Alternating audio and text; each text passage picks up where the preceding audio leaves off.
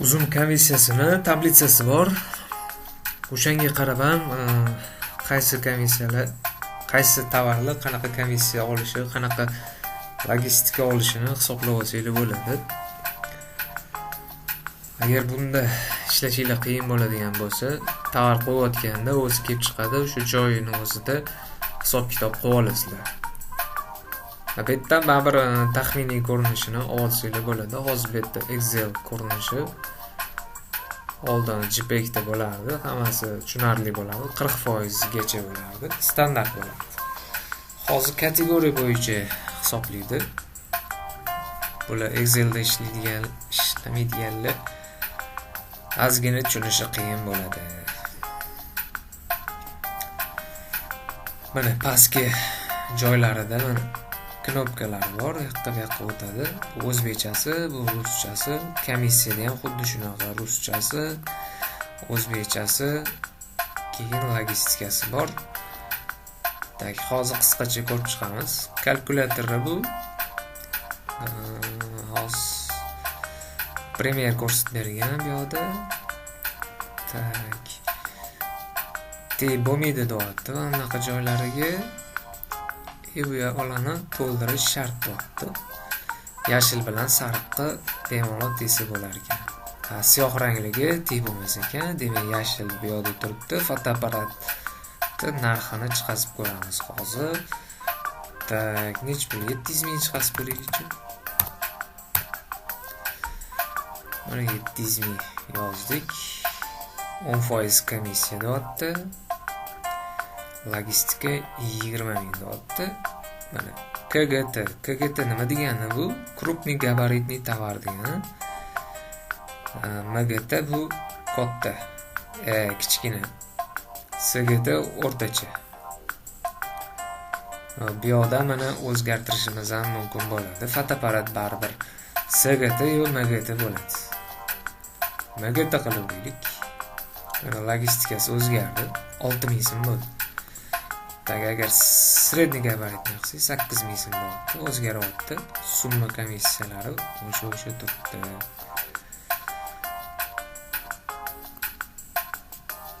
Mana kichkina tovar qilaylik. Mелкий gabaritniy tovar. Itogoviy summa. Buni hisobga olib, mana komissiyani hisobga olib, logistikani hisobga olib, общисini hisoblab beradi. 76 ming yechib oladi deyapti. Sizga qoladigan 624 ming deyaptimi? Mana bundan buni ayiribdi. Так, себестоимость 700 ming yozdikmi? 500 ming yozib ko'raylik. 500 ming yozsak, bizga qoladigan summasi deyapti 124 ming so'm qoladi deyapti. Har bitta tovardan 124 ming so'm qolar ekan. Bularni hisobga olgan holatda yechib oladigan чистые выручки единицы товара себестоимости расходов. Rasxodlarni hisobga olgan holatda deyapti 124 ming so'm yechib olasiz. Qoladi deyapti. Yechib oladigan summa mana shu bo'ladi deyapti. Mana shunaqa qilib kalkulyatorga solsanglar bo'ladi. Bu kalkulyator ham to'g'risini aytsam zo'r ishlamayapti. Keyingisida qilib ko'rsak, cho'ta ishlamadi. Faqat mana shu yozuv bo'lib turgan joylarda qaysi tovarlarga ishlayapti. Ozgina qiyinroq qo'yib ishlashini. Bu yerda o'zbekchasini ham hozir ko'ramiz. 700 ming qilib ko'raylik. O'rta gabaritli tovarni kichkina gabaritli ko'rsak, mana 76 ming. Tovar narxi 150 ming emas, nech pul dedik? 500 ming dedik. Mana bu yerda ham xuddi shu narsa ishlayapti. 124 ming so'm qoladi deyapti. Baribir bu hisoblaysizlar, baribir upakovka hisoblarini ham, keyin uzungacha olib borib berish kerak bo'lgan xarajatlarni ham hisoblash kerak bo'ladi. agar ularni ham hisobga olmasanglar minusga ishlab qolishingiz mumkin. Keyin sklad to'lovlari ham bor. 30 kun ichida sklad pul yozishni boshlaydi. Buni ham hisobga olishingiz kerak bo'ladi. Bu ham qaysidan kelib chiqqan holatda, mana bundan kelib chiqqan holatda. MGT, OGT, YGT. Kichkina tovar, o'rta gabarit, yirik gabaritli tovardan kelib chiqqan holatda hisoblanadi bu narsa. Logistika nima degani? U logistika har bitta sotilgandan pul yechib qoladi. Komissiya bilan hisobga olgan holatda, komissiya bilan birga. Mana komissiya ichadi. Logistika ichadi 6000 so'm.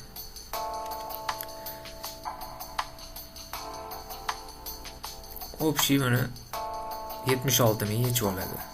700 minglik tovardan deyapti. Yechib olish summasi nima? Komissiya va logistika hisobga olgan holda tovar birligini olgan daromad 624 ming so'm yechib olasiz deyapti. Tovar tan narxi 500 ming deb oladigan bo'lsak, bizga foyda qilyapti 124 ming so'm. 124 ming kam-ku bizga. Deydigan bo'lsak 900 ming qilib qo'yamiz-da. Soturamiz. Shunda mana 304 ming qolar ekan. Baribir sklad xarajatlarini ham hisobga olish kerak. Bitta pul yozadi. Bukovka xarajati, skladgacha bo'lgan xarajatlar. Taksida olib borishingiz mumkin yoki nimadirda yana olib borishingiz mumkin. O'shalarni ham hisobga olish kerak. Bir xil hisobga olmayapti. Keyin foyda qilyaptimi, zarar qilyaptimi bilmay qolyapti o'zi ham. Bu yoqda komissiya za продажу. Так, nimani olamiz? Крупная бытовая техника, духовый шкаф, холодильник, морозилка. Так, birinchisini olaylik. Tushunishimiz uchun yaxshiroq. 10% olar ekan холодильник, morozilkalikni. Komissiyasi 10%. 10%. Buni bu yoqqa qarab bilib olaverasizlar. Bu yoqda filtrlari bor kerak bo'lsa, filtr o'zi bormidi yo'q qo'yib qo'yganmanmi? Bu ko'rish kerak.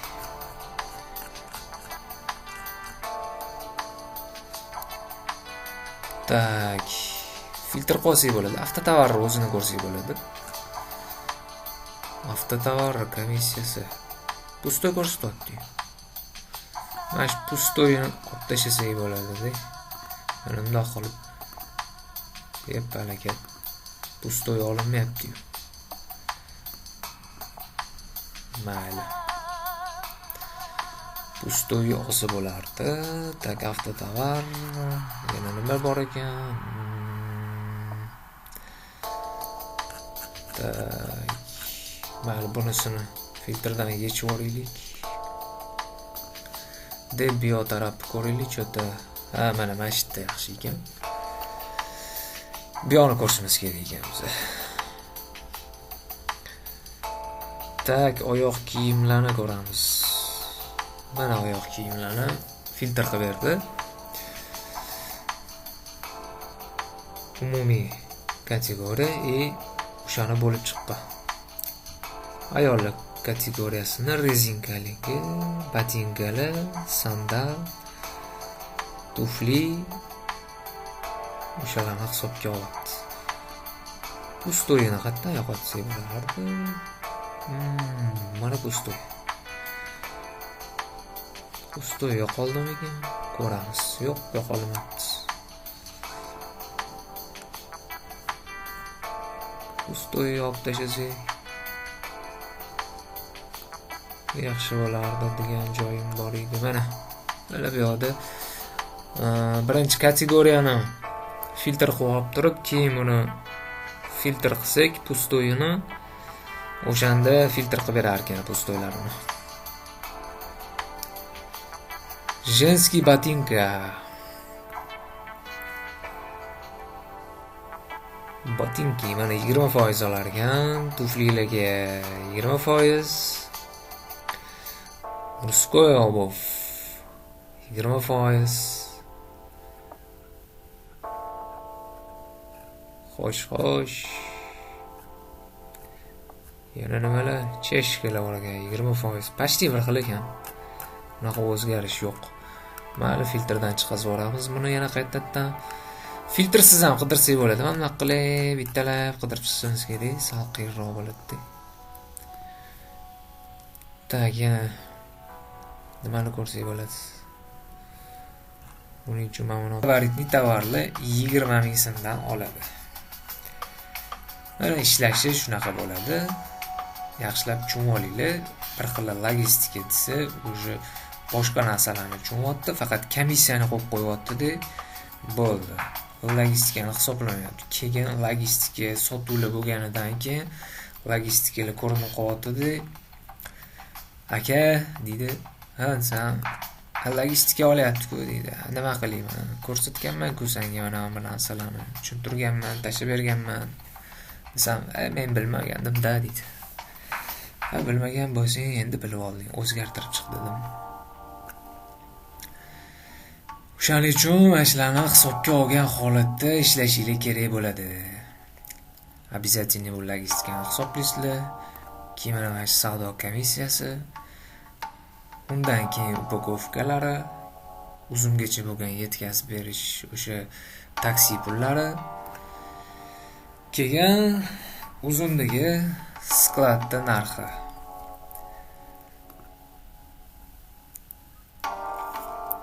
Tak, mayda gabaritli tovarlar uchun yozib qo'ygan qanaqa o'lchamda bo'lishini mana 50 sm bitta birlik uchun kuniga 30 so'mni tashkil qiladi. Skladda to'lovlari 30 so'mdan olar ekan kuniga.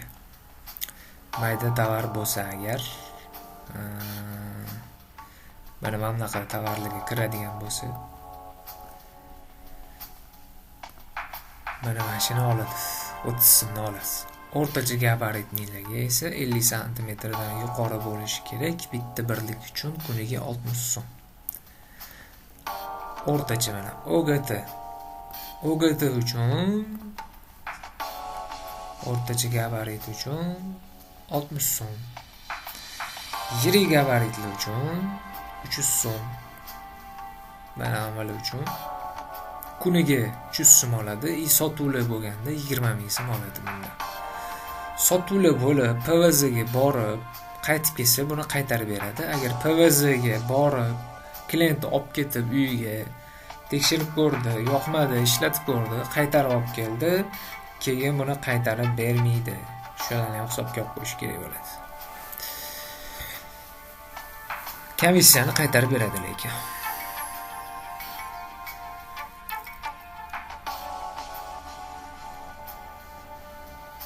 Dastlabki 30 kun ichida yangi tovarlar to'lov olmas ekan. Kichik tovarlar uchun 5 dona tekin turar ekan. Oldin bu 3 ta edi, hozir mana 5 ta qilib qo'yibdi. O'rtacha tovarlarga 3 ta ekan, katta tovarlarga mana 2 ta ekan.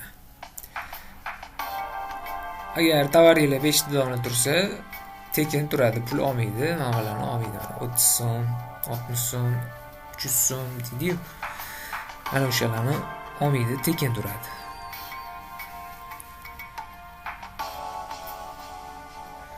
Har kuni amalga oshirilar ekan. Kuniga olib yotadi, kuniga hisoblaydi. Sotuvlarga qarab. Misol uchun sotuvlar agar yaxshi bo'ladigan bo'lsa, pul olmaydi. Tekin hisoblaydi, yana savdosi tushib ketib qolsa agar, yana pul olishni boshlaydi skladga. 300 so'm, 60 so'm yoki 30 so'mdan olishni boshlaydi.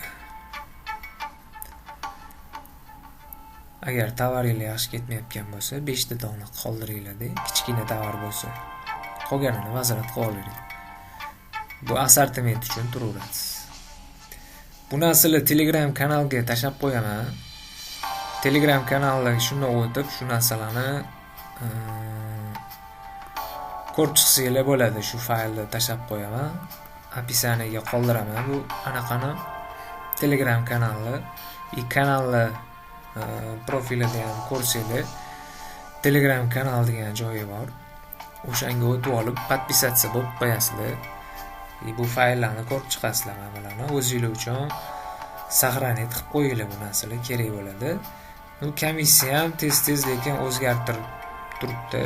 Pochtalarga keladi bu narsa yoki qaysidir blogerlar, uzun blogerlar o'zgarsa aytib turadi. O'shanda olib, yangilik bo'lganda ko'rib olsanglar bo'ladi. Buni hozir eng oxirgi o'zgargani mana shu. Hali bundan keyin o'zgarish bo'lmadi, lekin o'zgarish ehtimoli bor.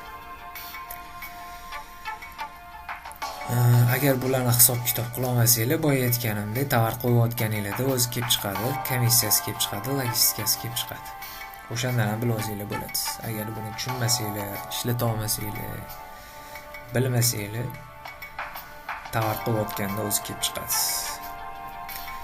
Aytganimdek, Telegram kanalga tashlab qo'yaman bu faylni. Buni ham tashlab qo'yaman. O'sha yerdan o'tib ko'rib olsanglar bo'ladi. Telegramda shunaqa fayllar tez-tez tashlab turiladi. Uning uchun sizlar Telegramga, kanalga podpisatsiya bo'lib qo'yishingiz kerak. Keyin YouTube kanalga ham podpisatsiya bo'lib, like bosish esdan chiqmasin. Keyingi videolarda ko'rishguncha deb qolaman.